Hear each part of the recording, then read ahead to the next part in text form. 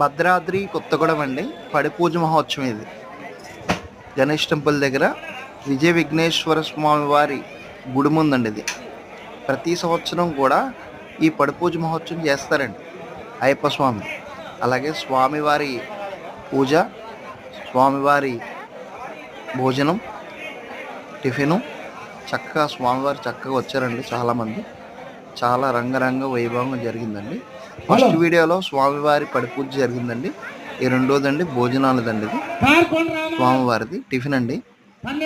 స్వామివారి అనుగ్రహం ఎప్పుడు సంపూర్ణంగా ఉండాలని స్వామి శరణమయ్యప్ప. హరహర పుత్ర అయ్యప్ప స్వామి శరణమయ్యప్ప.